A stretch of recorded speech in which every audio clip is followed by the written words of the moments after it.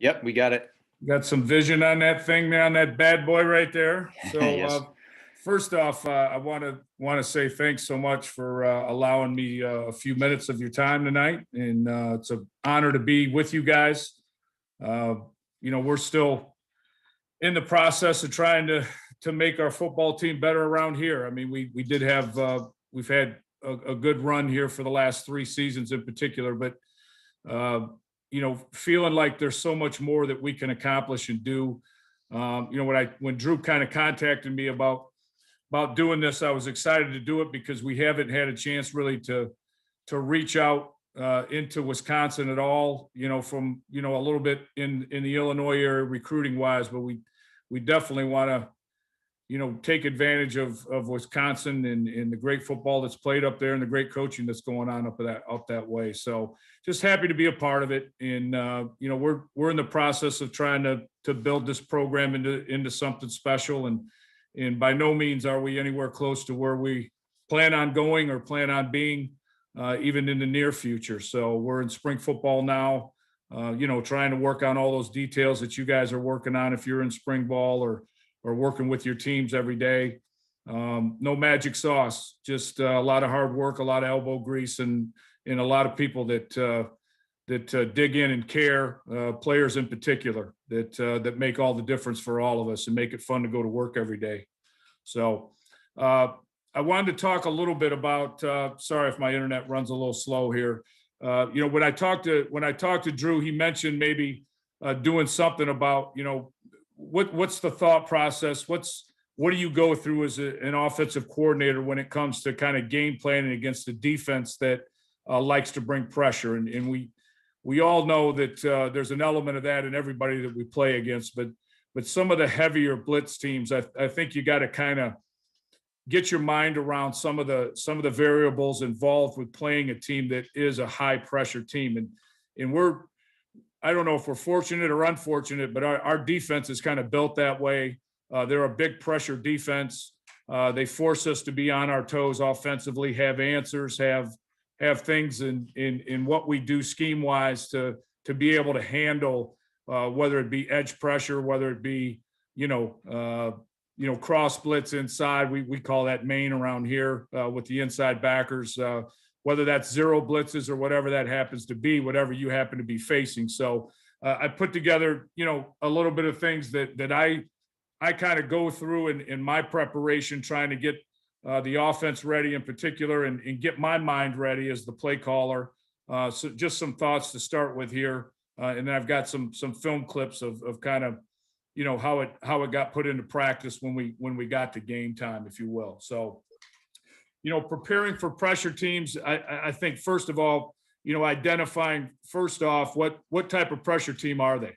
I mean, is it a 5-man pressure team? Is it a 6-man pressure team? Are they a zero blitz team that's going to bring everybody? And we kind of see in our league in particular an element of all those things in who we play against, depending on opponents. So we'll see. A lot of people would call a 5-man pressure maybe more of a stunt than a blitz, but pressure is pressure, whether it's zone pressure, whether it's man pressure, and that really leads into the second thought. So what are they playing behind what they're bringing pressure wise? Because it makes a difference in how you're going to kind of structure, I think more than anything, your outs for the quarterback, especially if you're into the RPO game and things like that, like we are around here. Are they a man coverage team behind their pressures?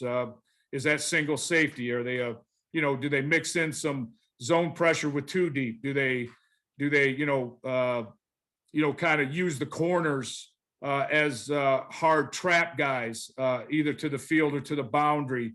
All those things can weigh into kind of teaching your quarterback that particular week exactly, where his outs are. If we can't run the football, if we've got to kind of, use that RPO stuff to kind of get the ball out of our hand, where's he go? Where's his threats? Where's his outs? So from that standpoint, I think that's number 2. I think, thirdly, you got to look really hard at, their tendencies blitz wise, because like anybody, we have a lot of tendencies ourselves offensively. I'm sure we dig through them all the time. We self-scout the hell out of ourselves, but we still have certain things we like to do certain ways. And when I start watching teams at the beginning of the week in particular, I like to watch full games to start with from my perspective, so that I can kind of get the rhythm of the defensive play caller, the defensive coordinator that we're going to be going against, and try to get a better feel for how he calls the game. What his, if we hit a big play, is pressure coming the next play, things like that his tendencies, not only as a play caller, but what they do defensively. Is it a down and distance thing? Is it, a higher probability in the red zone, which a lot of teams are, obviously? Does that field position thing, if they got you backed up, are they a little more aggressive? Are they a little more zone oriented? All those different things. And then I think game situationally in particular, I think we all know we have to be prepared for pressure when the game's on the line, especially if they're desperate to get a stop or whatever, but there's other game situations too that come up that you've got to know, is that their tendency to kind of bring pressure in those situations or whatever, whether it's a fourth down call where you're behind trying to score a field goal or a touchdown to win the game, or whatever the case may be. So, those three areas in particular, what kind of pressure team are they? What are they playing behind it? And then, based on down and distance, based on field position, based on game situation, what's their tendencies? Where do they really like to heat you up if they feel like they need to get a stop? I think moving beyond that, you have to kind of approach it, I think, two-pronged, from a two-pronged approach in particular. I think, how does their pressure affect your run game? We're a heavy inside zone team. That's kind of what we hang our hat on when the going gets tough. We have obviously a number of different auxiliary runs and stuff we do too, but the thing that our guys up front and the thing that our football team knows the best is the zone game. So we lean on that a lot. There's adjustments that need to be made to that from time to time, depending on what type of pressure we're going to see. I put some clips together here at the end. We'll talk about whether that's edge pressure, whether that's, inside blitz, or whatever that happens to be. I think that kind of, for us in particular, gives us at least a little bit of solitude in that, we can turn that into what we would call a Zulu or a full gap scheme if we need to. We can make some calls with the edges of our offense in particular to help us. And then again, with the run game, how does that fit with your RPO game? Are you somebody that's going to try to block everything against everything? Or are you going to have, if you're playing the right kind of circumstances, are you going to give your quarterback an opportunity, if he sees certain pressures, to get the ball out of his hands to some free access throws and some things that the defense can give you? I think, obviously we all have to worry about versus pressure teams, how we're going to handle protection. And we're a big 6-man protection team in our drop back game for the most part.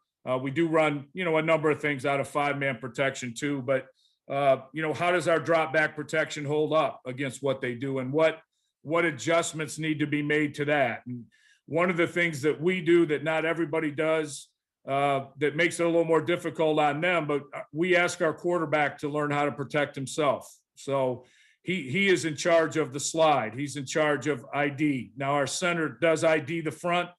The quarterback basically either agrees with the ID or changes the ID, which rarely happens, but it does happen. And the quarterback is the guy who overrides it. And the reason for that, really, from my philosophy and the way I've always kind of felt about it, is if you're the guy back there with the ball in your hands and you're facing a pressure team, and you got to know where your problems are. So whether you got to get the ball out of your hand, whether you got time to wait on something. Those things really run through the quarterback. And so in being more of a gun team, I think it gives him some unique perspective too, to kind of see some safety spin, some different things, and again, you go back to tells that the defense has. We're looking for those things all the time to try to help the quarterback with getting our protection turned the right way. How much do we need max protection? Do we need a 7-man protection against these guys? If they're a big zero blitz team, that may be something that we get to. even if they are a zero blitz team, we feel like in a lot of situations, our 6-man can hold up, especially if they're a shell team that's going to bring it from depth. And we feel like we're going to be able to get the ball out. But if we do need a 7-man protection, maybe our game plan's got to be built a little bit more around tight end attached things and things like that. So, and then how does our play action in our pass pro hold up?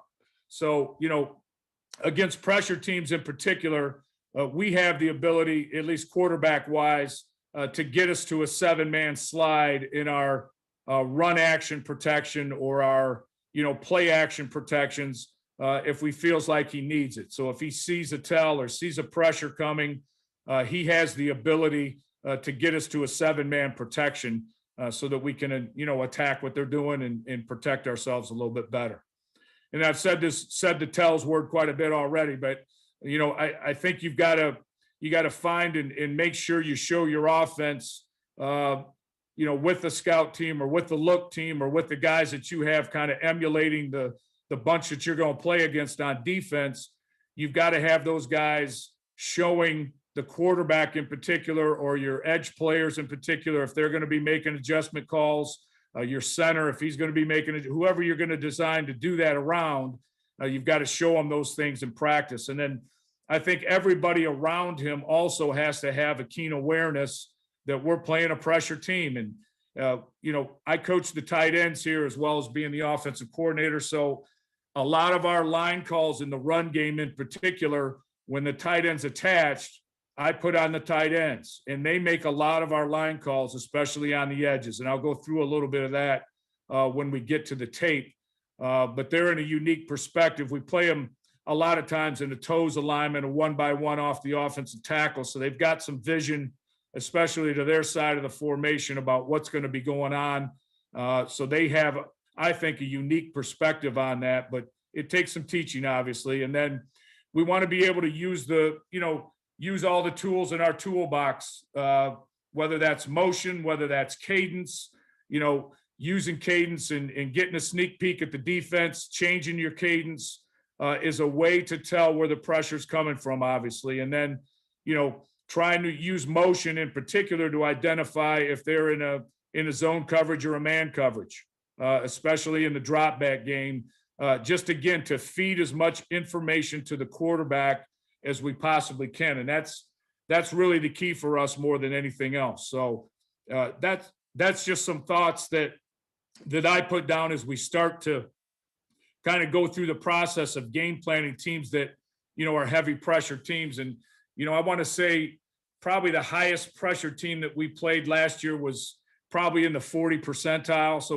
we do play against some guys that like to bring some pressure. So I think these things in particular are the thoughts that I try to make sure that we're covering while we're together as an offensive staff and we're trying to put a plan together. So I got some tape queued up here. So we're going to run through a little bit of this. So here we're playing against Memphis here. And Memphis was one of the things that they love to do was bring field flood. So they love to bring the Sam linebacker, if you will, or their nickel and the strong safety to the field and kind of play a little bit of a zero coverage behind it. And the idea for us when we saw this was to run check this, and they kind of gave it away a lot more maybe than some people do with where they had their outside linebacker in particular in their 3-down look and how soft they played him. And, speaking of this guy here on the bottom of the screen and how kind of soft he is in his stance. When he was rushing, he was kind of up in here. When they were bringing pressure, he was a little bit more in a toes alignment, which he is here. You can see the Sam linebacker, the nickel down here on the line of scrimmage, and then they're going to creep the strong safety in and bring him. So our game plan thought here was to get to outside zone away from the pressure. And what we're going to try to do, and you can see this probably better from the end zone, is we're going to try to work these two guys right on this end and this outside linebacker who's going to end up standing right here. And then we're going to start to stake this defense back. So our offensive left guard is going to try to do what we call kind of chip through this nose and he should still have eyes on this front side linebacker, but you're going to see he doesn't really do that. We're going to slow this left guard down, all right, to help this tackle, and the tackle can even late ricochet off, even though we don't get that accomplished either. So I don't know how great a clip this is, but we're trying to do the right things here. And as you watch this clip run, so you can see our quarterback walk up. He identifies the pressure. He moves the back over. We're going to stretch away here. And you can see our guard trying to dent the nose, although he loses sight of the linebacker, which we don't want him to do. And our backside guard being a little bit more, if you will, square and through this guy, so we can kind of stop this movement that's coming off this edge, stop this movement that's coming off this edge, skate these guys, and this guy being outside as a contained guy and trying to open up a seam where we can stretch and puncture the ball up in here. So this would be one of the things, going into the week. Hey, if we've got, an inside zone to the right here, we don't want to necessarily this week run into the pressure because they've got an extra overhang guy. We don't want to thin ourselves out that much, especially with a 2 linebacker look. We're going to have to get the stretch away. And this is one of the ways that we would combat kind of field pressure here.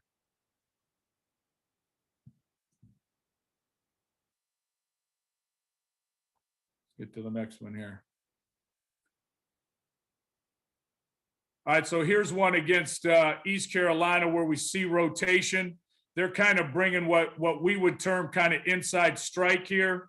So they're going to bring the Mike linebacker into this gap. They're going to bring the Sam linebacker or the nickel inside and then contain with the end, okay, and then roll to their 1 high coverage, okay? So what we're doing here on the front side, and this is all controlled by the tight end, believe it or not, on the front side, when he sees this creep, he's making a call to this offensive tackle to tell him it's going to be you and me for the 2 inside guys, and we're going to let the looper free, and we're basically just going to turn our inside zone plate here into read zone. So we're going to read the wide end, and we're going to let that guy kind of run up the field, and then we're going to kind of Zulu, if you will, or full zone this inside. And you can see our tackle should keep coming here to the defensive end. So as we look at this from the end zone, let me just slow it down and stop it here. What we're trying to do here, knowing that this guy's going to the A gap, the guard's going to capture him. These guys are still going to take care of the backside stuff, just like you guys, anybody would. These guys now, because it's inside pressure with him, okay, these guys are going to call a call between, so the tight end's going to tell the tackle, whatever. We use the term slap here. So the tackle's going to lock on whoever comes inside, and the tight end's going to zone through for the fold-in linebacker, and then we're going to read this end. And if he's up the field like he is here, our plan would be just to hand the ball right underneath this guy. And our left tackle kind of screws it up. He kind of gets a little nosy on the tight end's business here. But I think what it illustrates more than anything is, going back to, okay, what are your answers if you got inside zone called and they're running this pressure? We turn it into really read zone is the way we kind of go about it. So if this guy was coming down and coming off this edge, then we know that these guys are dumping inside. The tight end would make the same call, and the tackle would take this. The tight end would take this, and with this guy would be our read now. So either way, whether it's inside pressure or outside pressure, whoever that extra contained guy is outside, if the Sam stayed outside and the end dumped inside, the tight end would block him as it is. We just continue to zone up, and the tight end ends up taking the Sam or the nickel, and the tackle should stay on this down guy right here.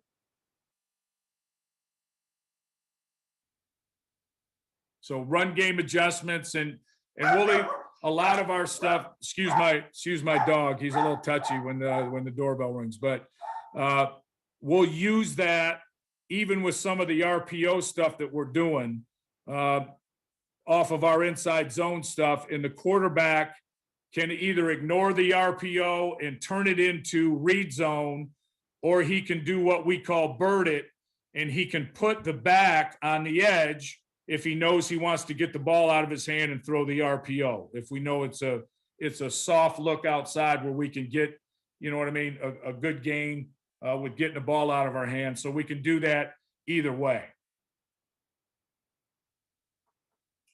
I think this next one's pretty similar. It's against the same team. Here's the same look now with the Sam, I believe, on edge pressure. So they're in their 4 down front.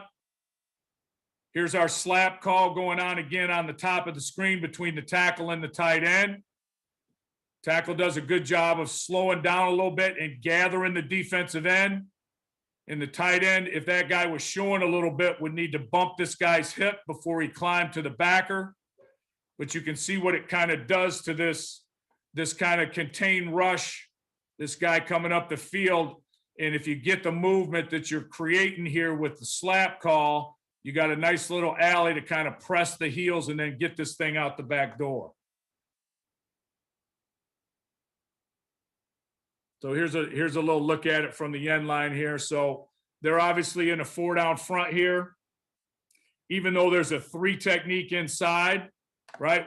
This is why I kind of put it on the tight end. It's kind of hard, I think, for these guys to make any adjustment when they're seeing edge pressure out here, knowing whether these guys are going to dump inside or not. And if you don't see it, you guys know as well as I do, these guys end up getting picked off and you end up with 2 guys outside, which is just a killer sometimes to inside zone in particular. So that's kind of where this comes from. Okay, so the tight end's in a unique perspective here. The tackle knows it's a 4 down front. He trusts the tight end to know that this is edge pressure. Otherwise, he should never call slap. And if these guys screw it up, then we'll get a new tight end who knows how to do it the right way. But you can see the guard kind of collect here.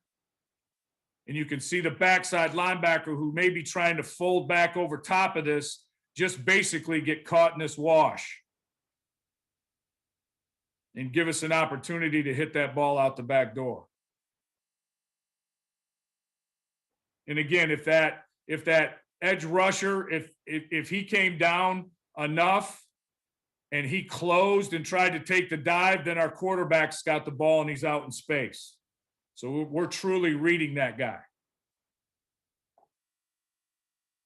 Let's go to the next one here and see what we got cooked up. All right, this was a run check that we had versus our friends from Tulsa when we played them.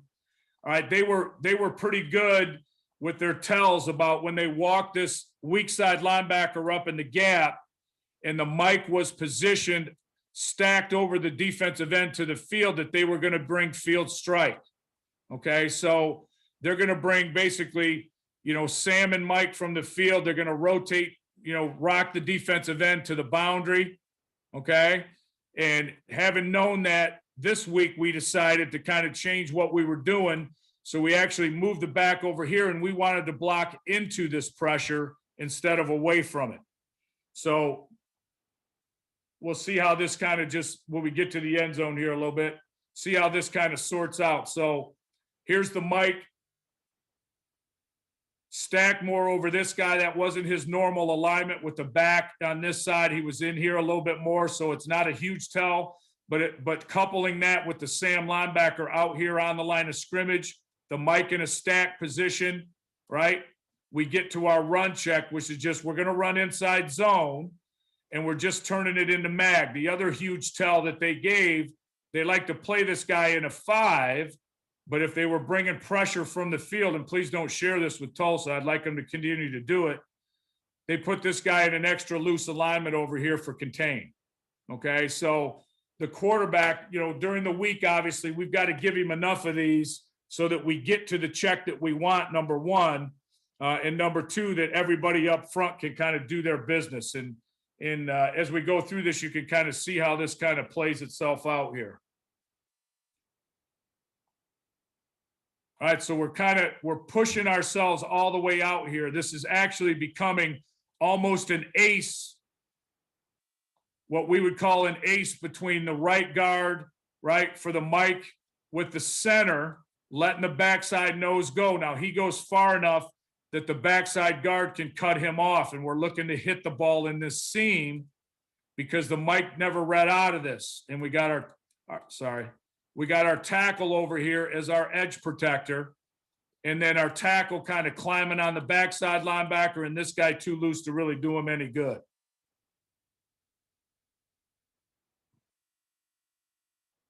So this is like we'd call this a push call front side, which would tell these guys to zone a full guy over. And then just reading the backside end over here, 94.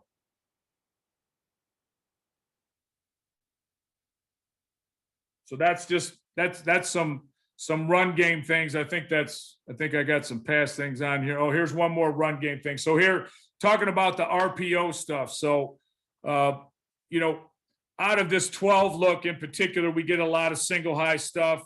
You know, we're decent at running the football. So people like to get this other safety involved in what they're doing. So this is an instance where the quarterback in particular, we could have run inside zone here.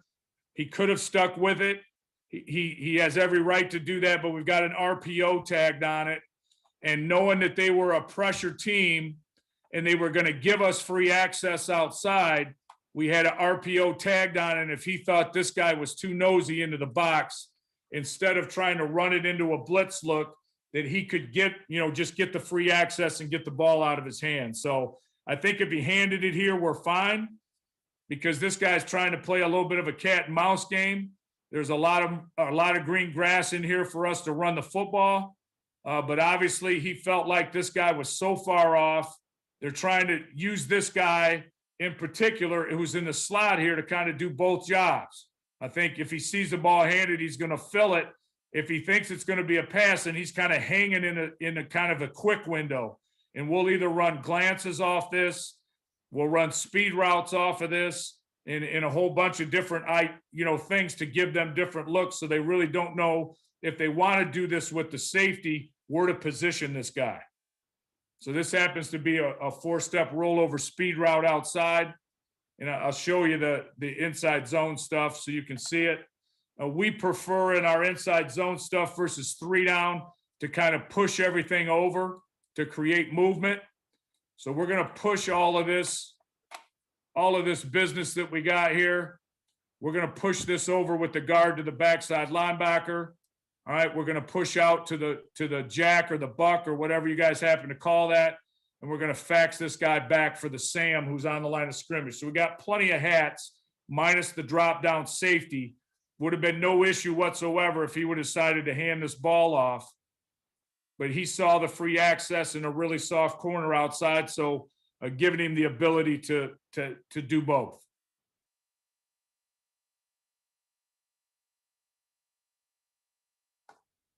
One more look at it here, and you can see this guy kind of hovering in the throwing lane there, at least initially, for looking for a glance, because I think the week before we threw 3 or 4 of those. So here's one more thing that we've kind of gotten into doing too against pressure teams, and especially inside pressure teams. Okay, and this is going to end up being almost like a zero blitz. I might be one high blitz, but they're going to bring basically the weak safety in the will. Okay, and we've gotten into doing a little bit of what we would call, or probably what anybody would call, kind of triple option off inside zone. And basically, we're going to block 1 and block 2 with these 2 outside guys. And this is called skip for us. So we're going to skip the tight end out. We're going to read the defensive end. Okay. And so it's read zone. If it's a pull read, then he's going to get out and either run it or dump it to the tight end, depending on how they defend it. Okay, so it's a little bit of like triple option inside zone, if you will. Here versus a blitz team, anytime they run internal blitz, okay, our defense does a lot of this stuff too, or they'll bring cross dog with these backers or whatever. Anytime that this guy sees, our quarterback sees that, he's going to do what we call on this play in particular, drift and dump. Okay, so he's going to drift away from, he's not going to read it anymore. He's just going to keep the ball drift out. And then you'd be amazed how many times this tight end just kind of leaks out of here free. Because right here, the way they're trying to play this, all right, this Mike backer actually has the back man to man, and the defensive end has the tight end. So I'm not saying that's great defense. I'm just saying that this is another way that we use pressure against people, especially with our zone game. So this is the little drift and dump kind of triple option deal we do. If it's blitz, then we know that we're going to throw the ball out and get it to the tight end. If he's covered, the quarterback either runs it or burns it at his feet.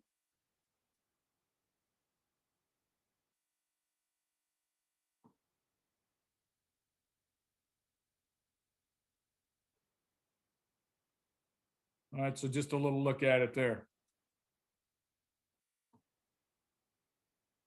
All right, next on here, I think I've got okay, so Memphis had decided that they were going to check when we checked and do some different things against us. So we kind of got into a you look, we look. So here's kind of one of our dummy cadences that we use. All right, I know everybody does it. You know, everybody uses cadence. And I think, as I said in some of my opening remarks, using cadence in particular against blitz teams to give you some tells about what they're trying to do and to give your quarterback some more information, I think is a really good thing. So here we're going to get to a little bit of a zone beater. We got a little bit more of a man beater going on up here on the top of the screen with just quick routes. But we've got kind of a hook concept going on down here on the bottom of the screen as kind of a zone beater, if you will. And the quarterback, even though it's man, decides because this guy pedals on the snap that he's going to read the hook. Okay. And they're trying to bring this guy who's going to read out into the blitz if the back releases on a free release. So we felt pretty good about what we were doing. What we don't do a very good job of here is our right guard tracking the backer to his side that was ID'd here. So let's just take a look at that. All right, so I'm quite sure our quarterback probably made some sort of fan call to the guards here because of the look that they're given, and we would make this guy kind of the hot guy. What he should have did was keep the slide on so that we could have eaten this up, knowing that this guy or someone's got to cover the back to protect himself just a little bit better here. And we're trying to squeeze it back. You can see on this side, the left tackle kind of sees it as this guy drops out. We're trying to squeeze this back inside. We're just late at doing it. But it's a good quick throw and an opportunity, again, based off of what we saw them doing for the quarterback to try to get us into the right protection so that at least he knows on the quick game that we're running here, he's got a chance to catch and throw and get the ball out. Even if we don't do a great job of blocking everybody, like you can see we didn't, obviously.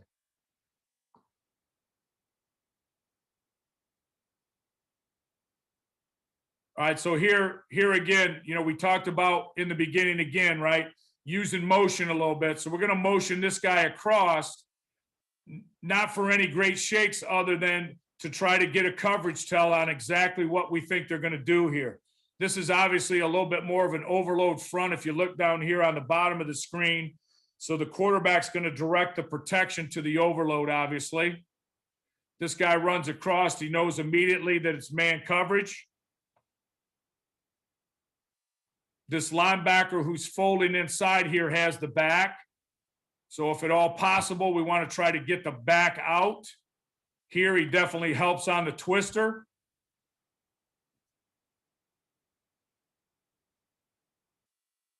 But the guy that's hard to account for, obviously, is the quarterback. So I can't say that we got people running wide open all over the field, but what the quarterback did was basically ID that it was man coverage, saw the overload, got our slide going that way so that we were covered protection-wise. Now we just got to make sure we got eyes on this dude.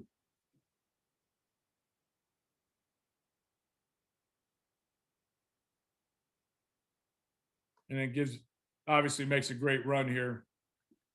Nice to have quarterbacks who can get themselves out of jail. Do a good job of picking our guard off here. He needs to be a little more square and get his butt bumping back over here. But great job by the back, kind of cleaning it up.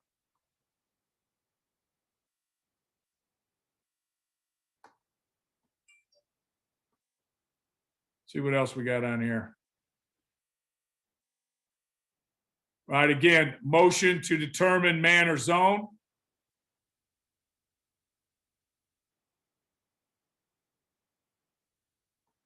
So our quarterback here is using his toolbox here. So he sees zero pressure, and you don't see it on the tape. But what we ask our receivers to do when they see these four defensive guys lined up at near the same level, which a lot of cover zero teams will do to you, we ask our guys to point those guys out. So they should be, if they're got any awareness working in their brain at all, they should, everybody on the offense on the skill positions should be pointing at these DBs just to help this guy, just a little bit. Now, he happens to see that it's cover zero, but what if he didn't? We put a lot on this guy. So any little bit we can help him with zero coverage in particular, we ought to be doing that. But we're going to get a zero blitz here. He knows the route that we've got. We've got an option route going on to the tight end here. He's going to tap the route out to the wide receiver here because of the zero pressure that he sees. This is a third down call, kind of a high red zone call, which they were very, a very heavy blitz team. So he's keeping our 6-man protection on. He could have attached the tight end and gotten to a 7-man protection here, but he's just decided that, hey, I'm going to tap a quick route out here. I think it's like 3rd and 6 here, 3rd and 5. I'm going to tap a quick route out here, and I'm going to get the ball out of my hand. And then good Lord willing, we're going to catch it.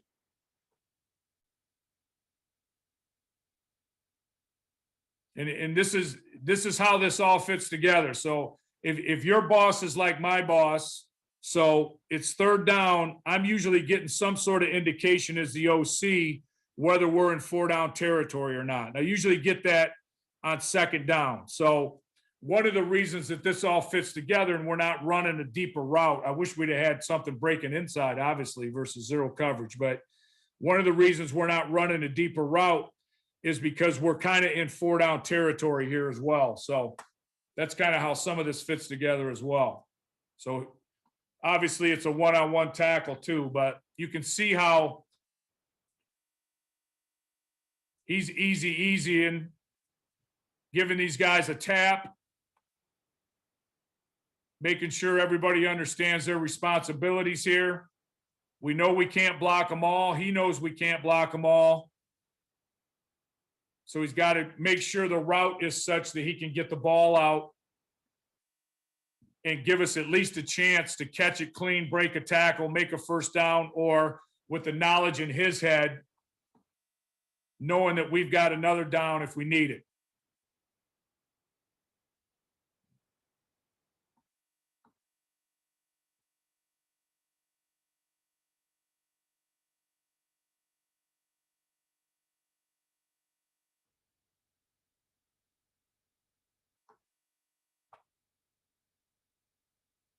So how was that? We good? Yeah, great stuff, Coach. Any questions anybody's got? I'd love to answer anything you got. Again, just thankful to be a part of what you guys got going on. Absolutely. So one question I had, so I got to see a clinic done by Dan Lanning, the DC at Georgia. And actually he had some stuff in there about some of the pressures that they were trying to run against your pass pro.